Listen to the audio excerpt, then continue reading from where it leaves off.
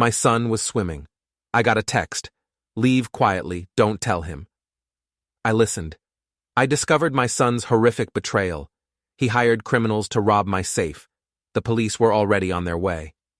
Before we continue, we ask you to hit the hype button, subscribe, and like the video to help the channel grow. Tell us which city you are from in the comments.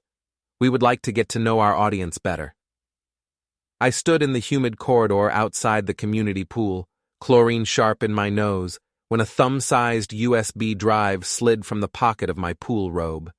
My name, Thomas Borden, was scrawled on a strip of tape wrapped around the black plastic. I hadn't put it there. Someone had. The front desk was empty at this hour. 9 p.m. on a Wednesday, most families already home. I slotted the drive into the public access laptop they kept for guest check-ins. The video loaded without a password prompt, just raw footage from what looked like a dashboard camera mounted low, catching faces in profile. Ryan Borden, my son, sat in the passenger seat of a car I didn't recognize. Dark interior, leather seats, the kind of vehicle that cost more than Ryan could afford on his advisor salary. The driver's face was out of frame, but Ryan's voice came through clear as spring water. The alarm panel is behind the coat closet door, left side of the entrance hall. He thinks nobody knows, but I've watched him punch it in 100 times. 4729. He uses the same code for everything. Garage, safe, file cabinets. Creature of habit. The driver's voice, male, gravelly, older. And the safe itself? Study. Floor panel under the desk, third tile from the window. It's a Browning Pro Series, mechanical lock, nothing fancy. You'll need a pry bar, something thin. The camera's reset at 2 a.m. for the backup cycle. That's your window. 15 minutes, clean entry, no prints, no trace. What about motion sensors? Disabled during the backup. He set it up that way so the system wouldn't trip false alarms when the drive cycled. 45-second window, 2 a.m. to 2:15. You go in, you're invisible. The driver chuckled. And the call? Ryan leaned back, and I could see his profile now. My son. The boy I'd taught to ride a bike, to throw a baseball, to shake hands firmly and look people in the eye. He was smiling. I'll handle it. Anonymous tip, right when you're finishing. Police show up, find him with his own hardware scattered everywhere, safe open, documents loose. Looks like an inside job gone sideways. Maybe he was trying to stage an insurance claim. Maybe he was hiding assets from creditors. Doesn't matter. The optics are terrible. You sure about this? I'm sure. He's had this coming for 30 years. Acts like I owe him something just because he paid for college. Like that makes him some kind of saint. The driver shifted. What if it goes wrong? It won't. I know his systems better than he does. I helped him install half of them. And when the cops find him standing over his own busted safe, trying to explain why nothing's missing, he'll have bigger problems than me. Ryan laughed. My son laughed at the thought of me in handcuffs. I closed the laptop. My hands didn't shake. 26 years in corporate security teaches you to lock down the reflex, to think 3 moves ahead while your gut is screaming. I ejected the drive, pocketed it, and walked out the side exit into the cool October night. Through the pool's glass wall, I could see Ryan still swimming laps, smooth and rhythmic, completely unaware. Part of me wanted to march back in there, drag him out by his collar, and demand answers. But that would be emotional. That would be reactive. And reactive men lose. I didn't warn him. I left quietly. The house was 12 minutes away if you took the highway, 15 if you went through town. I drove under the speed limit, hands at 10 and 2, mind already sorting variables into categories: known, unknown, actionable. Known, Ryan had hired someone to rob us. He'd given them the alarm code, the safe location, the camera schedule. He planned to call the police and frame me. Unknown. Who sent me the USB? Why tip me off? Who was driving that car? And critically, how far did this conspiracy extend? Actionable. Document everything. Map the network. Build a case so airtight that when I moved, There'd be no appeal, no wiggle room, no mercy. Meredith was in the kitchen when I came through the garage door. She looked up from her laptop. She'd been working late on a client's quarterly reconciliation, triple-checking figures for an audit. She read my face in half a second. What happened? I set the USB on the counter between us, next to her coffee mug. Ryan hired someone to rob us. He gave them the alarm code, the safe location, and the camera schedule. Then he was going to call the police and make it look like I staged it, like I was trying to commit fraud. She didn't gasp. She didn't clutch her chest or ask if I was sure or suggest there must be some mistake. Meredith had spent 15 years as a forensic financial analyst before pivoting to private controller work. She knew how to parse evidence and how to spot a setup. She knew the difference between speculation and proof. Show me. I plugged the drive into her laptop. We watched it once in silence. Then she replayed it, pausing at key moments, when Ryan gave the alarm code, when he described the safe's location, when he laughed. She took screenshots of each frame, time-stamped and labeled. "That's his voice," she said quietly. "It's his voice." And that's not hypothetical planning. That's operational detail. He's not fantasizing, he's coordinating. Correct. She leaned back in her chair, fingers drumming on the table, her tell when she was running scenarios, probability trees, decision matrices. If you call the police now, you stop it. But you don't get the full picture. You don't know who else is involved, who paid for it, why now, or whether this is the first attempt or the fifth. Exactly. So you let it happen. I nodded. I let it happen. I document everything. I map the entire network, money, people, communications, motives. Then I dismantle it piece by piece, starting with the weakest link and working my way up. Her eyes met mine, and I saw the shift. This wasn't shock anymore. This wasn't even anger. This was operational mode, the same focus she brought to cases where executives tried to hide money in shell companies. How long do we have?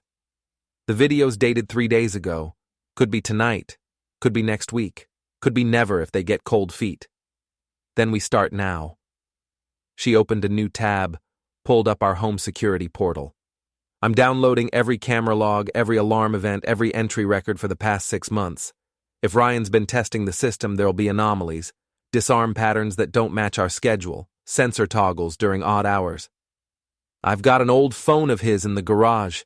He upgraded 2 years ago, left the SIM card active for some reason. Never wiped it. Said he wanted to keep the number as a backup. Get it. And Thomas? She caught my wrist as I turned. We do this clean. No half measures, no improvisation, no emotional decisions. We build a case that ends him completely, legally, and irreversibly, understand? Agreed. I went to the garage. The old phone was in a drawer under my workbench, still in its cracked case, the screen protector peeling at the corners. I powered it up. The battery icon blinked red, but it booted after a long moment.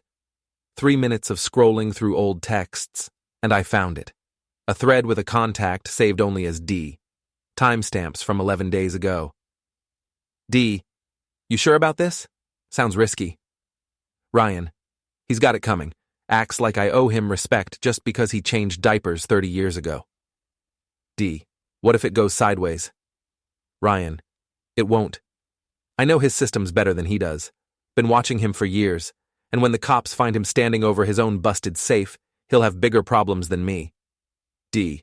What's in it for me? Ryan. $5 grand. Half up front, half after. Clean, simple, no comebacks. D. When? Ryan. Soon. Waiting on the consultant to confirm the window. I screenshotted the entire thread, airdropped it to my main phone, and carried the old device back inside. My hands were steady. My pulse was normal. This was just information. Information was power. Meredith had already pulled the alarm logs. She pointed at the screen, her nail tapping a highlighted row. See this? 9 days ago, 2:17 a.m., someone disabled the motion sensors in the study for 43 seconds, then re-enabled them. That's not you. You were in Cleveland for that supply chain conference. I was here, asleep. Nobody had any reason to be in the study at 2 in the morning. Ryan has a key. Ryan has a key, she echoed, and he used it to test the system. He's been inside rehearsing. He wanted to make sure the timing worked, that the backup cycle really did create a blind spot. A cold, clean anger settled over me. Not rage. Rage makes you sloppy, makes you broadcast your intentions. This was the kind of focus I used to bring to corporate espionage cases, the ones where an insider thought they were smarter than the cameras, smarter than the logs, smarter than the patient man in the security office who watched and waited and documented every mistake. My phone buzzed. Unknown number. Text. Police dispatch just took an anonymous call. Suspected burglary in progress at your address. ETA 6 minutes. You're welcome. I showed Meredith. She stood, already closing her laptop. They're already inside. Or they were. Whoever sent this is giving us a chance. Do we go back? No. We watch. We let it play out exactly as Ryan planned. And we document every step. We heard the sirens before we saw the lights. I'd parked my car 3 blocks over in a grocery store lot and walked back through the neighbor's hedge line, staying low, staying quiet. Meredith stayed in the car, laptop open, pulling real-time exports from our security system's cloud backup. 2 patrol units, no fanfare, no drama. This wasn't a high-priority call, just a burglary in progress, routine response. I watched from the shadow of the Kaplan's oak tree as the officers approached the side door, the one that led into the mudroom where the spare keypad lived. The door was ajar, not kicked in, not forced, just open, the way it would be if someone had a key and an alarm code. One officer spoke into his radio, voice low and professional. The other drew his sidearm, procedure, not panic, and pushed the door open with his boot, flashlight sweeping the dark interior. I counted to 30. Then I walked up the driveway, hands visible at my sides, face arranged in an expression of concerned confusion. The younger officer met me at the threshold. Mr. Borden? That's me. I got a call from my neighbor, Mrs. Kaplan next door. Said something looked wrong. What's going on? We received an anonymous tip about a burglary in progress. Your side door was unlocked. We're conducting a sweep now to make sure the residence is secure. I locked that door this morning before I left for the pool. Yes, sir. We'll need you to stay outside until we clear the interior and confirm there's no active threat. I nodded. Cooperative, concerned. Exactly what a homeowner should be in this situation. Behind him, through the open doorway, I could see into the study. The floor panel under my desk was pried open, the wood splintered at the edge. The safe door hung loose on its hinges. Papers scattered across the floor. Tax returns, old receipts, nothing valuable. My tactical flashlight, the one I kept in the hall closet for power outages, lay on the floor beside a crowbar. Staged, sloppy in its obviousness, but staged. The senior officer emerged from the back hallway, holstering his weapon. House is clear, no subjects on premises. Looks like someone got interrupted mid-job. Safe's open, but we can't tell what's missing without an inventory. You'll need to walk us through and document what's gone. Of course, whatever you need. They let me inside. I moved slowly through each room, cataloging every detail with the part of my brain that had run corporate investigations for 2.5 decades. The crowbar had adhesive residue on the handle, probably wiped for prints, but they'd missed the sticky ghost of duct tape. The flashlight's battery compartment was open, which I never did. I always kept batteries installed and fresh. And the papers on the floor were decoys, old tax returns I'd been meaning to shred for 3 years, not anything that had actually been in the safe. Anything missing, Mr. Borden? I crouched by the safe, made a show of checking the interior. I'll need to do a full accounting, but at first glance, no. Some cash is still here, maybe 2,000 in hundreds. Documents are here. Deed. insurance policies, passport. Maybe they got spooked before they finished the job. The younger officer frowned, making notes on a small pad. The anonymous tip came in at 9:47 p.m., right around the time we estimate entry occurred. Caller said they saw someone suspicious loitering near your side door. Could have been a neighbor who scared them off. Could have been, I agreed, keeping my voice neutral. They took photographs. They bagged the crowbar and flashlight as evidence, sealing them in clear plastic with evidence tags. They gave me an incident report number printed on a small card and a business card for Detective Aaron Briggs, Criminal Investigations Division. He'll follow up in the next day or two, the senior officer said. Make sure you get us that complete inventory as soon as possible. And consider upgrading your locks. These old mechanical systems are pretty easy to bypass if someone knows what they're doing. I will. Thank you, officers. They left. I stood in my study, alone, and let the silence settle around me like a heavy blanket. Ryan's plan had worked, almost perfectly. The police had found exactly what they were supposed to find. An interrupted burglary, a rattled homeowner, evidence of forced entry, no clear suspect, no obvious motive. But I had the USB, I had the text thread, I had the alarm logs showing Ryan's test run, I had a photograph of the anonymous tip on my phone, and I had a map of the conspiracy. Now I just had to follow it to its source. Meredith came in through the garage an hour later, after the patrol units had cleared the block and the neighbors had turned off their porch lights. She'd been running searches from the car, payment processors, Ryan's credit accounts, Vanessa's social media activity, any unusual transactions in the past 30 days. Found something, she said, setting her laptop on the kitchen island. 10 days ago, Ryan sent $800 via a peer-to-peer payment app to someone named Jesse Calloway. Memo line says, door consultation. I cross-referenced the name. Calloway's LinkedIn lists him as an independent contractor, specializing in access control and locksmith services. He's got certifications in alarm systems, camera networks, physical security architecture. That's our technical consultant, the one Ryan mentioned in the video. Gets better. Calloway has a business partner listed on his LLC filing, Michael Torrance. No LinkedIn, no professional presence, but he's got a record.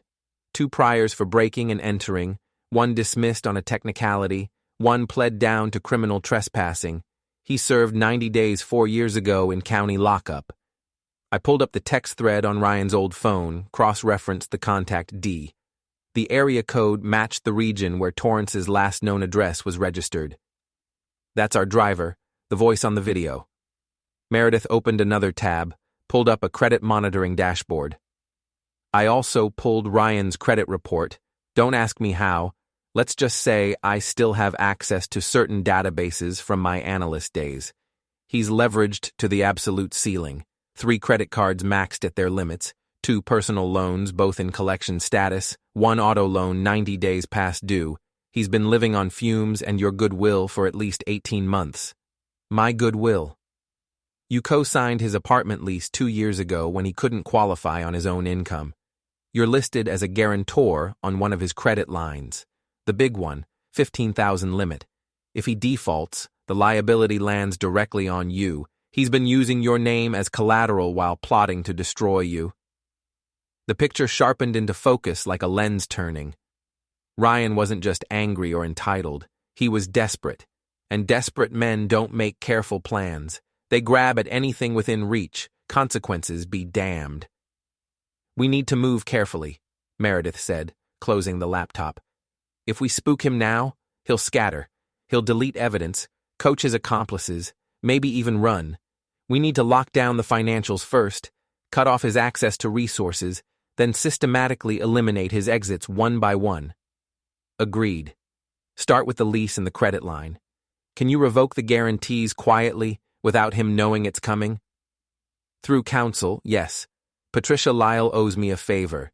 She can file the paperwork, and the banks will process it as routine risk management. It'll take a week, maybe 2 for all the pieces to fall. But once they're pulled, Once the guarantees are formally revoked, his entire house of cards collapses. No credit, no apartment, no safety net. Do it.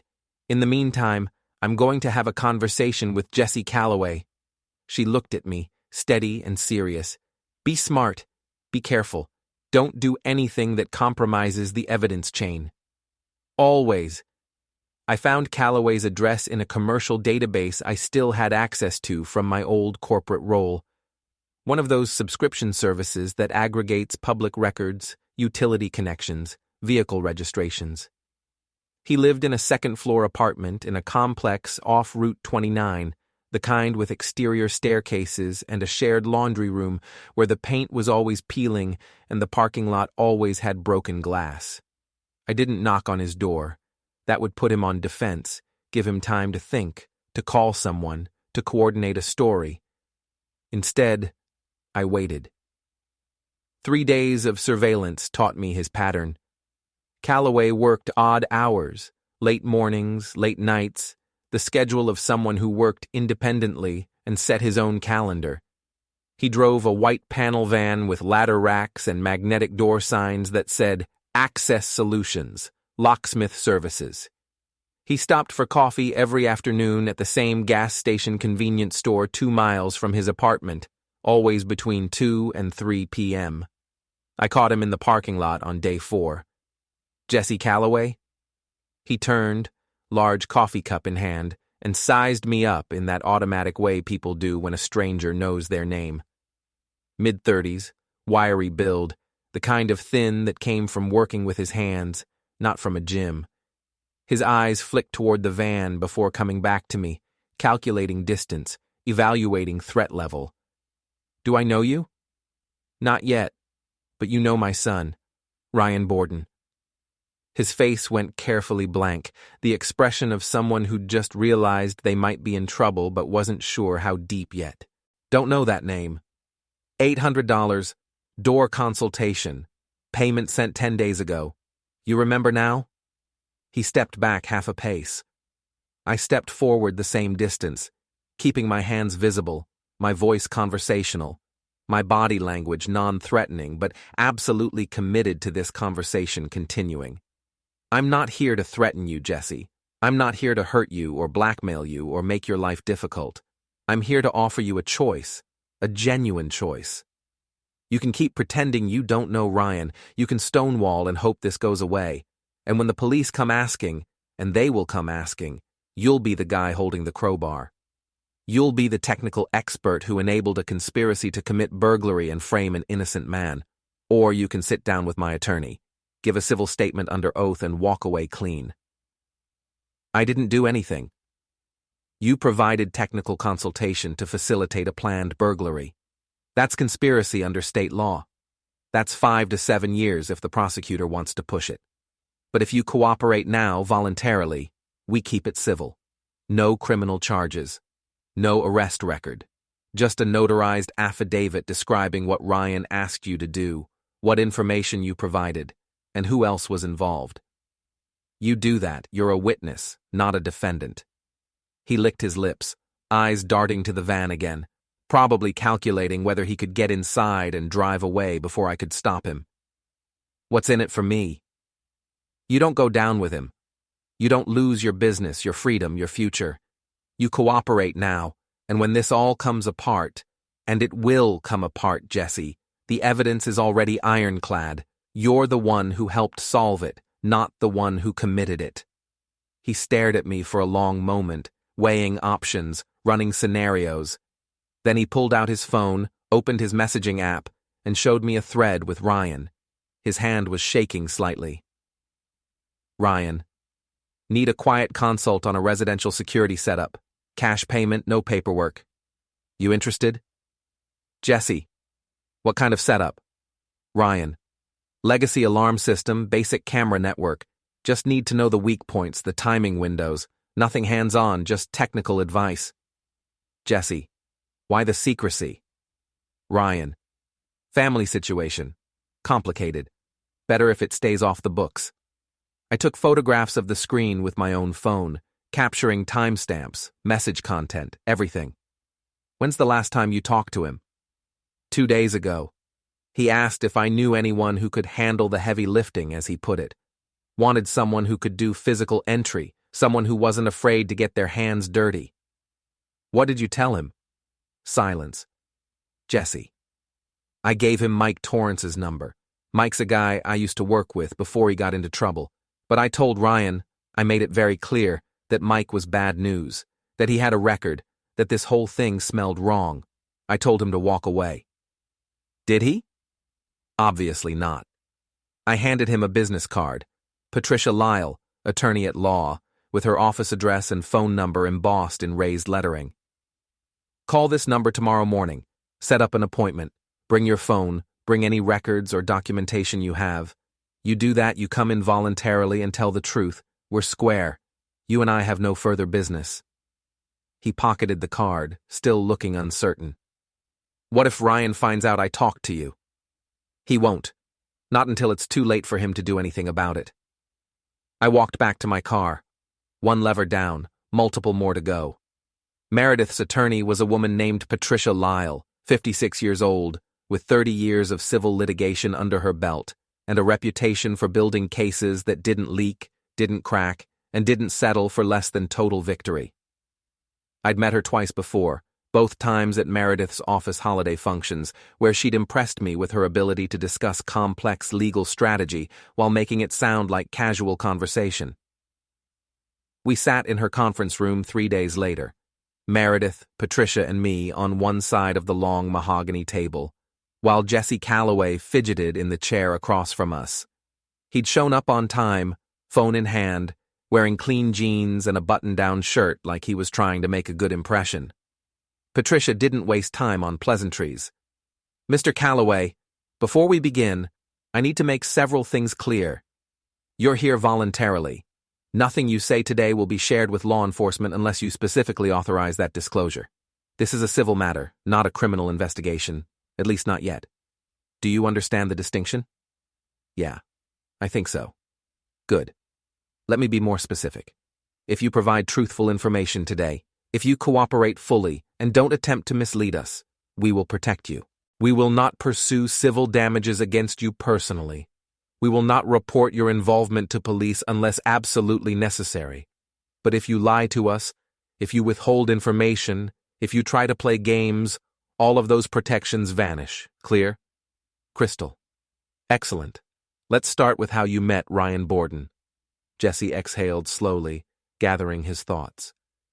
He contacted me about 3 weeks ago through a contractor forum I'm on, one of those trade sites where locksmiths and security people share technical information, troubleshoot problems, that kind of thing. He sent me a private message, said he needed advice on bypassing a legacy alarm system. Offered cash, $800, no paperwork, no receipts. I thought it was weird, but $800 is $800, and technically I wasn't doing anything illegal, just consulting. What specifically did he ask you to do? He sent me photos of an alarm panel. Looked like a mid-2000s ADT setup, nothing fancy, and a basic camera network. 4 cameras, DVR system, cloud backup.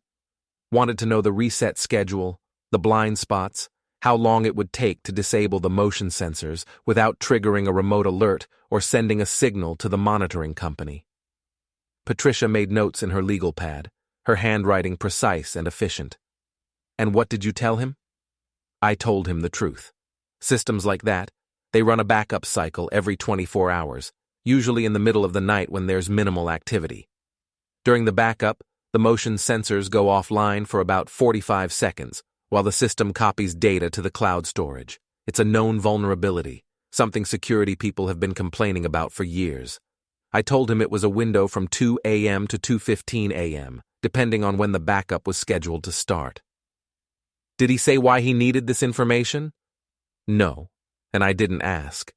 That was stupid in retrospect, but at the time I figured it was some kind of domestic situation. Maybe he was locked out of his own house. Maybe there was a custody dispute, something like that. People do weird things during divorces. Did he ask you to participate in any physical entry? No, that was never on the table. But after I gave him the technical specs, he asked if I knew anyone who could execute the plan, as he put it. Someone discreet, Someone who could handle the physical work? And what did you say? Jesse shifted in his seat, clearly uncomfortable. I gave him Mike Torrance's number. Mike and I worked together years ago, before he went down a bad road. Mike's got skills. He knows locks. He knows alarms. He knows how to move quietly. But he's also got a record, and he's got a temper. And I told Ryan all of that. I said Mike was trouble, that he should reconsider the whole thing. But Ryan didn't want to hear it. Did Mike Torrance contact you after that? Yeah, 2 days later. Called me out of the blue, wanted to know what I'd told Ryan, whether I was involved in the actual job. I said I gave technical advice, nothing more, that I wasn't interested in doing anything hands-on. Mike said, "Good, stay out of it. This is my score, not yours." Patricia slid a document across the table. 3 pages, single-spaced legal language. This is a sworn affidavit. It summarizes everything you've just told me, with specific dates, times, and communications. If you sign it, if you swear under oath that this information is true and accurate, it becomes part of a civil case we're building against Ryan Borden and potentially others. You won't be named as a defendant. You'll be a witness, someone who cooperated with the investigation. You'll have limited immunity from civil liability in exchange for your testimony. Jesse read it carefully, lips moving slightly as he processed the legal language. Then he read it again, slower this time. Finally, he looked up at Patricia. If I sign this, what happens to me? Nothing, if you continue to cooperate. You go back to your life. If this proceeds to criminal charges, and it might, you may be called to testify. But you'll testify as a witness for the prosecution, not as a defendant. And if I don't sign? Then you're on your own. And when the police inevitably investigate, which they will because they already have evidence of the burglary attempt, you'll look like an uncooperative conspirator trying to protect himself. Jesse picked up the pen. His hand shook slightly as he signed his name at the bottom of each page. Patricia notarized the document on the spot, using her official seal and stamp, then scanned it and handed me a thumb drive. That's your copy. Keep it somewhere secure. Safe deposit box, encrypted cloud storage, somewhere it can't be tampered with or destroyed. I pocketed the drive. Thank you, Jesse. He stood, hesitated at the door. For what it's worth, Mr. Borden. I didn't think he'd actually go through with it. I thought he'd come to his senses, realize how insane it was to try to rob his own father. I really didn't think... But he did, I interrupted, not unkindly. He went through with it, and that's all that matters now. Yeah, I guess so. After he left, Patricia leaned back in her chair. That's a strong foundation. One credible witness with documentary evidence. But you'll need more. Juries like patterns, corroboration, multiple sources telling the same story. I'm working on it, I said. Meredith pulled the first financial lever 3 days later. Through Patricia, she filed a formal notice of revocation of guarantee on Ryan's primary credit line, the one I'd co-signed 2 years ago when he'd sworn, absolutely promised, that he was turning his life around and just needed one more chance to prove himself. The revocation was perfectly legal, perfectly procedural. The original guarantee agreement had a clause allowing either party to withdraw with 30 days written notice.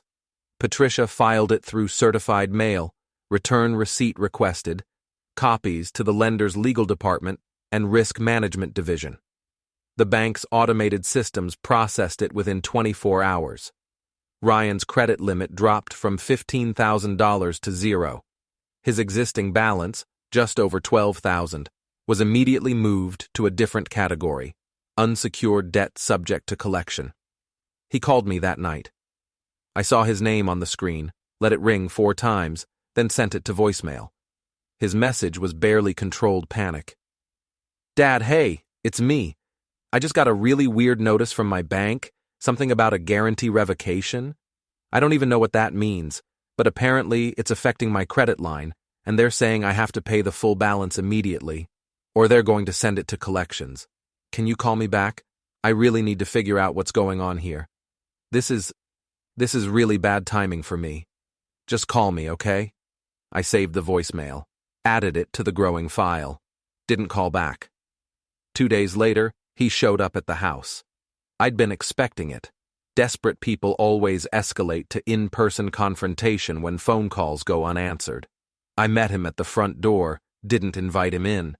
Stood in the doorway with my hand on the frame, body language making it clear this wasn't a social visit. Dad, what the hell is going on with the bank? Why are they saying you revoked the guarantee on my credit line? What do you mean? His eyes were red-rimmed, like he hadn't slept. They pulled my entire credit line, just yanked it. Said the guarantor, that's you, filed a revocation notice, and they're reevaluating my creditworthiness. Without your backing, they're saying I don't qualify for the account anymore. Why would you do that? I shrugged, kept my expression neutral. Financial housekeeping. Meredith's attorney advised us to clean up old obligations, reduce our exposure to other people's debts. It's just prudent risk management, nothing personal. Nothing personal? Dad, I've got bills due. I've got rent coming up next week. I've got a car payment. You're absolutely destroying me here. Then I suggest you get a job that pays enough to cover your bills. His face flushed dark red. I have a job. Do you? Because from what I can see, you have a title at a startup that pays you in stock options and promises, neither of which impresses a bank's underwriting department. This isn't fair. Life rarely is. I'm sure you'll figure something out. Dad, I need you to reinstate it. I need you to call the bank and tell them it was a mistake. Not going to happen. Why are you doing this? I looked at him, really looked at him, studying his face for any sign of guilt, remorse, awareness that I knew what he'd done. Nothing. Just entitlement and anger and the absolute conviction that he was the victim here. Conversation's over, Ryan. I have things to do. I closed the door in his face. Through the sidelight window, I watched him stand there for a full minute, fists clenching and unclenching, probably running through scenarios in his head about how to fix this, who to call, what to do. Finally, he walked back to his car and drove away too fast, tires squealing slightly as he hit the street. Meredith was in the kitchen, watching through the window. How'd he take it? Like a man who just realized his safety net has disappeared, but doesn't yet understand why. Good. She pulled up another document on her laptop. Patricia's filing the lease revocation notice tomorrow. Once that hits, Ryan's landlord will have to reevaluate his tenancy. If he can't show he has his own source of income, and he can't, he'll be in breach of the lease. He'll have 30 days to fix it or move out. How long before he's actually out? 30 to 45 days, depending on how aggressive the landlord wants to be. But the pressure starts immediately. And once his credit cards start declining because he's hit his limits and can't make payments, once he can't buy groceries or put gas in his car, the psychological pressure becomes overwhelming. I nodded slowly, watching Ryan's car disappear around the corner. He's bleeding now. Not visibly, not publicly, but every door that's been propped open by my name is swinging shut, and he still doesn't know why. He will soon enough. The next piece of the puzzle came from Vanessa, and it came easily because Vanessa was careless in the way that people who live their lives online are always careless. She thought privacy settings and follower counts were real security. They weren't. Meredith pulled Vanessa's social media accounts, Instagram, Facebook, Twitter, all the usual platforms. Everything was public or semi-public, the privacy settings just loose enough that you could see who she followed, who followed her, what she liked, what she shared.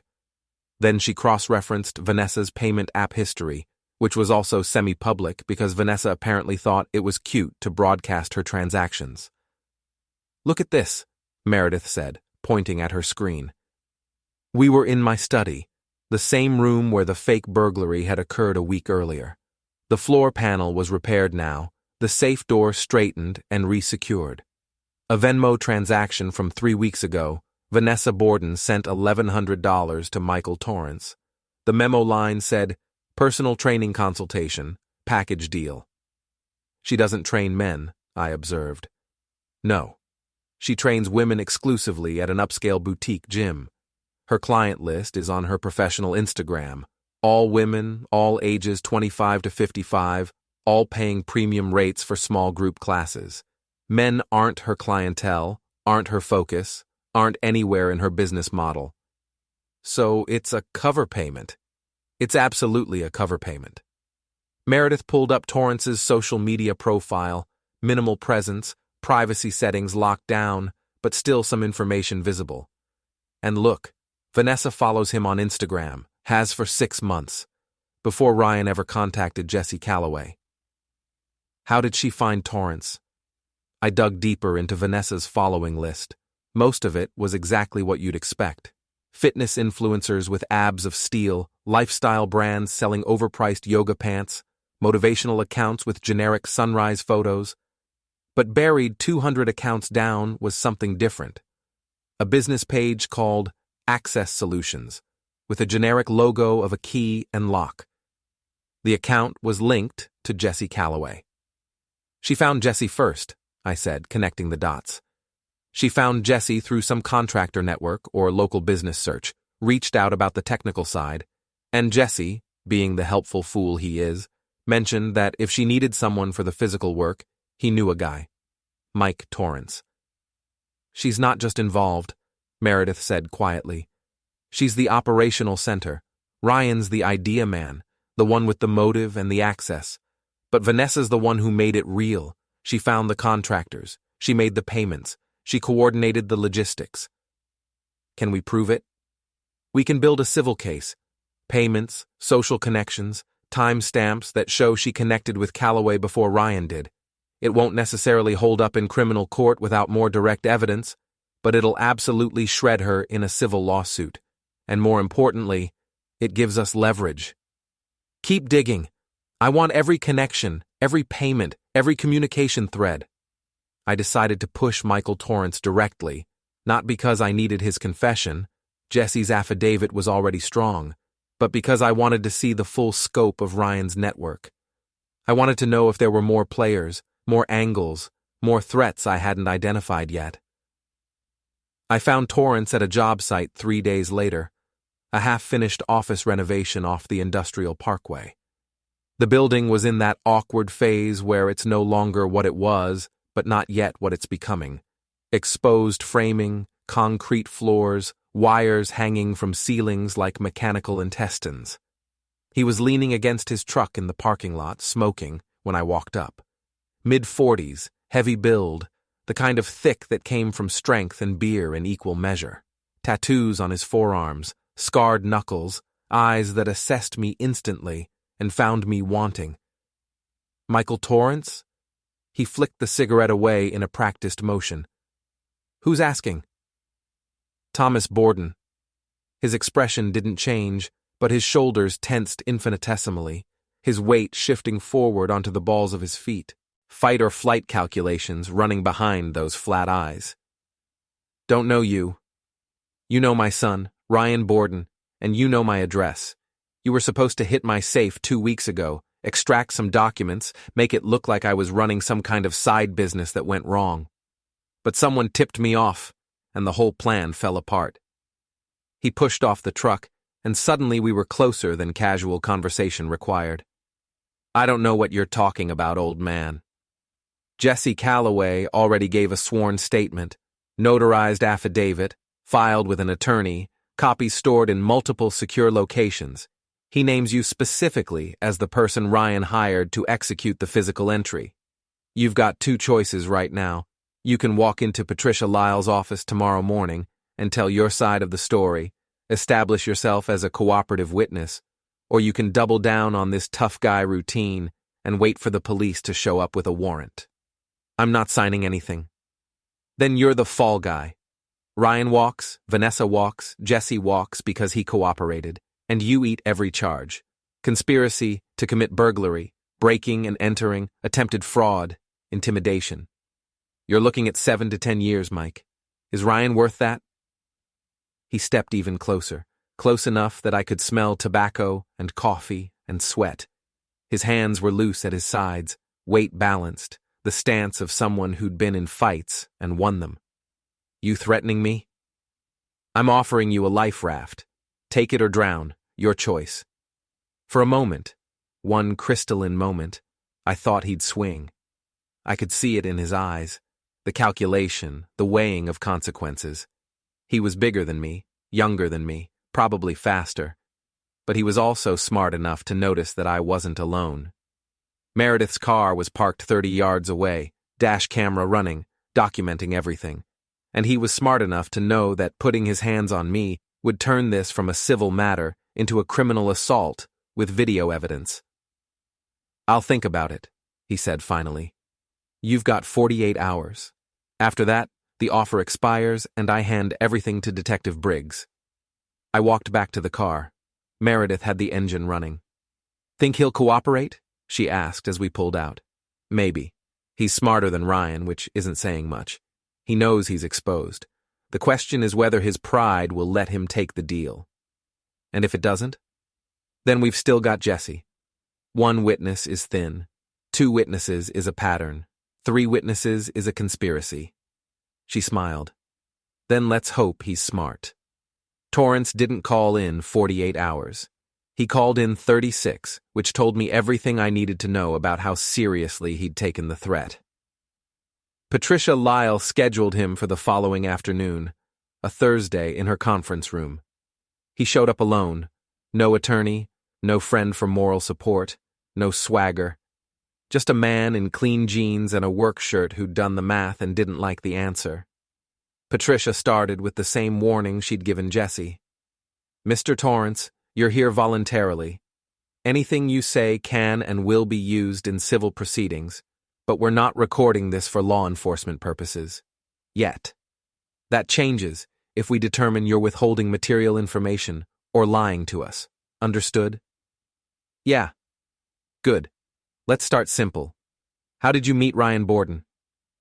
Torrance leaned back in his chair, arms crossed. I didn't meet Ryan first. I met Vanessa. She reached out maybe a month ago, said her husband needed help with what she called a family matter. Said it required someone discreet, someone who knew how to handle sensitive situations. What did she mean by that? I didn't know at first. Thought maybe it was a custody thing, like maybe Ryan needed to get into a house he was legally entitled to but physically locked out of. That happens more than you'd think in divorce situations. But then Ryan called me directly, and it became clear this was something else. Patricia made notes. What did Ryan tell you? He said his father, that's you, Mr. Borden, had been holding money and property over his head for years, controlling him through financial leverage. He said he wanted to reset the power dynamic. Those were his exact words. He wanted me to stage a break-in at his father's house, make it look like a botched robbery or maybe like his father was trying to stage an insurance fraud. He wanted the police to show up and find his father in a compromising situation. And you agreed to this? For $5,000, yeah, I agreed. Half up front, half on completion. Vanessa paid me $1,100 as a deposit, said the rest would come after the job was done. What was your specific role? I was supposed to be the driver and lookout. Jesse Calloway was supposed to handle the technical side, disable the alarms, manage the timing. We were supposed to work as a team, but Jesse got cold feet about 3 days before we were supposed to go. Said the whole thing smelled wrong, that there were too many ways it could go sideways. He backed out completely. What did you do? I told Ryan he needed to find someone else or call it off. I'm not stupid enough to try to run a 2-man job solo, especially when one of those men is me and the other is supposed to be a technical expert. I don't have. Did Ryan find someone else? I don't know. He stopped answering my calls after that. Vanessa stopped responding to messages. I figured they'd given up on the whole thing, that maybe they'd come to their senses. Then I saw your name in the news, not big news, just a local crime report in the paper, about an attempted burglary that got interrupted. I put 2 and 2 together. Patricia slid a document across the table. This is your affidavit. It contains everything you just told me. If you sign it, you're swearing under oath that this information is accurate. You'll be a witness, not a defendant. You'll cooperate fully if this proceeds to criminal charges. In exchange, we won't pursue civil damages against you." Torrance read it slowly, carefully, like a man who'd signed documents before without reading them, and regretted it. Then he pulled out his phone. "I've got screenshots, text messages between me and Vanessa, between me and Ryan, dates, times, payment confirmations. You want them?" Patricia's eyes lit up. "Absolutely." He forwarded everything to Patricia's email address. Then he signed the affidavit. After he left, Patricia leaned back and smiled, a rare expression for her. "That's your pattern. 2 independent witnesses, both with documentary evidence, both pointing to the same conspiracy. This is prosecutable now." "Not yet," I said. "We're missing one piece." "What?" "Detective Briggs. We need law enforcement to validate everything we've built, to add the weight of official investigation to our private case. Otherwise, this just looks like a family feud." "When do you want to bring him in?" "Soon. But first, I want to see Ryan squirm a little more." Meredith called me that evening with an update. The lease revocation hit today. Ryan's landlord sent him a formal notice. He's got 30 days to provide proof of independent income sufficient to cover the lease, or he has to vacate the property. "How'd you find out?" "I know his landlord's property manager. We worked a case together 5 years ago. She remembers me, trusts me. I called her, explained that you'd revoked a financial guarantee and wanted to give her a heads up. She appreciated it." "What's Ryan's move?" "He's scrambling. He called his landlord's office 3 times today, asking for extensions, trying to negotiate. But the lease is clear. Without a guarantor meeting their income requirements, he doesn't qualify for tenancy. He's out unless he can come up with 3 months' rent as a security deposit, which he absolutely cannot do." "Good. Keep the pressure on." Ryan called me again that night. I let it ring through to voicemail again. "Dad, this is getting insane. I don't know what I did to make you this angry, but you're destroying my life here. My credit is destroyed. My landlord is threatening to evict me. Vanessa's freaking out because her gym clients are asking why she looks stressed all the time. You're supposed to be my father. You're supposed to support me, not tear me down. Just tell me what you want. Tell me what I did wrong. Give me a chance to fix it. Please." I saved the voicemail, played it for Meredith. She listened without expression. "He still doesn't get it." "No. He thinks this is punishment for some vague offense. He has no idea I know exactly what he did." "When are you going to tell him?" "Soon, but not yet. I want him completely isolated first. No money, no home, no options. Then I'll show him the evidence and watch him realize there's no way out." Detective Aaron Briggs called on a Thursday morning. I'd been expecting him. The incident report had his name on it, but I'd let him come to me on his own timeline. "Mr. Borden, this is Detective Briggs with Criminal Investigations. I'm following up on the burglary attempt at your residence. Do you have time to talk?" "Of course. You want me to come to the station?" "That'd be great. How's this afternoon?" "Works for me." The station was a low brick building off the bypass. Briggs met me in the lobby, mid-40s, graying at the temples, the kind of cop who'd seen enough to know when someone was lying. We sat in an interview room. He had a folder, a legal pad, and a cup of reheated coffee. "Thanks for coming in," he said. "I wanted to walk through the incident again, see if anything new came up." "Happy to help." "You mentioned nothing appeared missing. Have you done a full inventory?" "I have. Nothing's missing. Cash, documents, all accounted for." Briggs tapped his pen.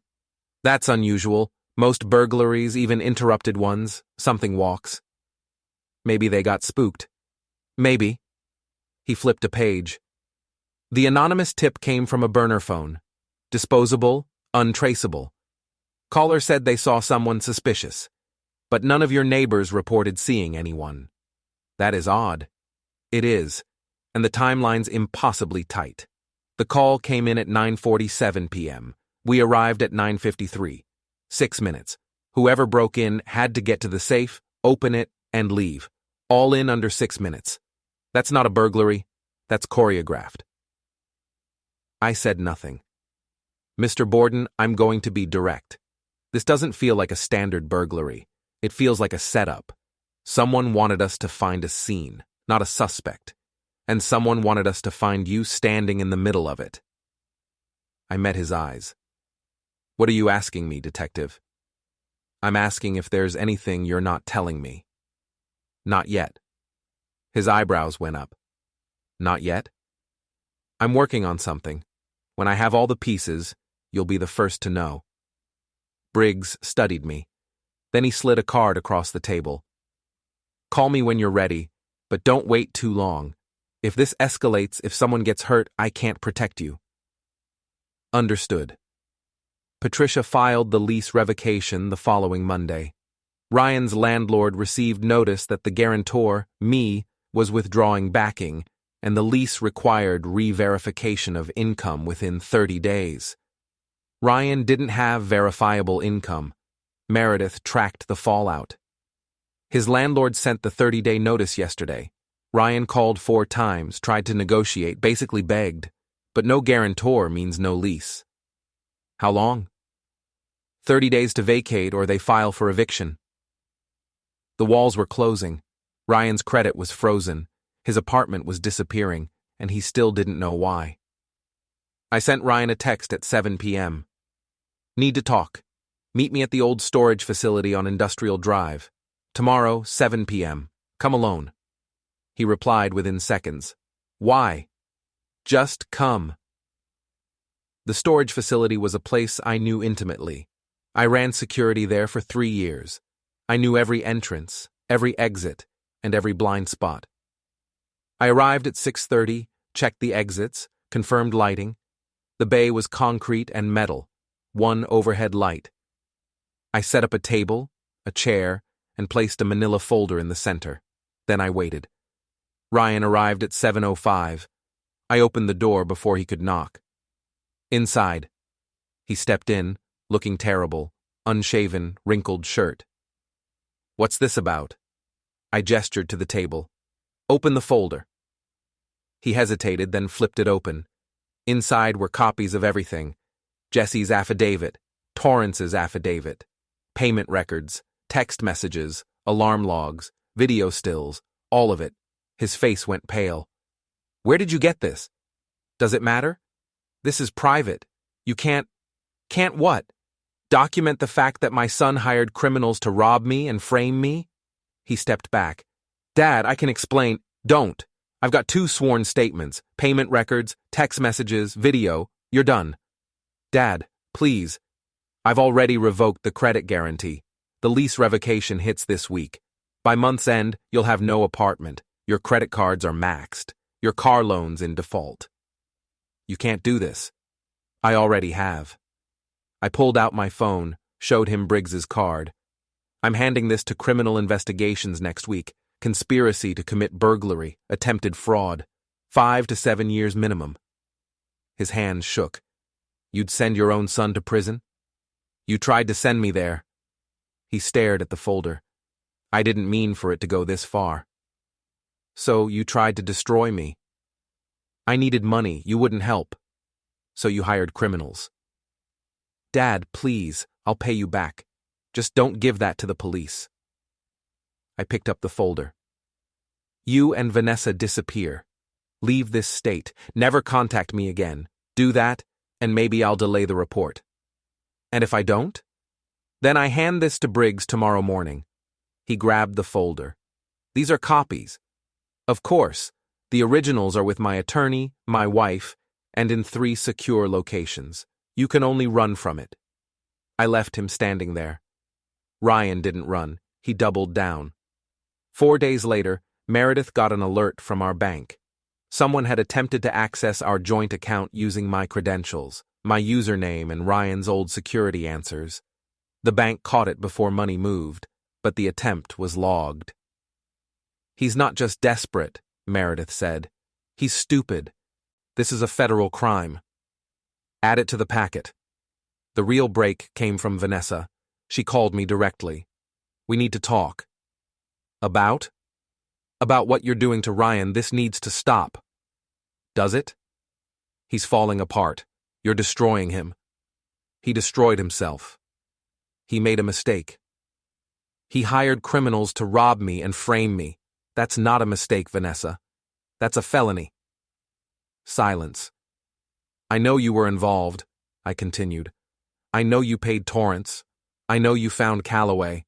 You're just as deep in this. I was trying to help him. By committing a crime? By giving him a way out. You've been controlling him his whole life. He's 30 years old. If he wanted to be free, he could have walked away. We'll pay you back. This isn't about money. Then what? Consequences. I ended the call. Vanessa made her first mistake 2 days later. She posted on Instagram a long rant about toxic family dynamics and parents who weaponize money. She didn't name me, but the subtext was obvious.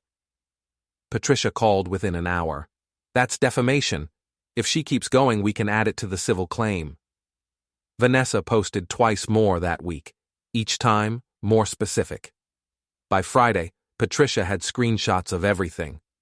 This strengthens our case, she said, but they're getting ready to fight back. Be prepared. Ryan's escalation came on Saturday morning. I was in the garage when a truck pulled in.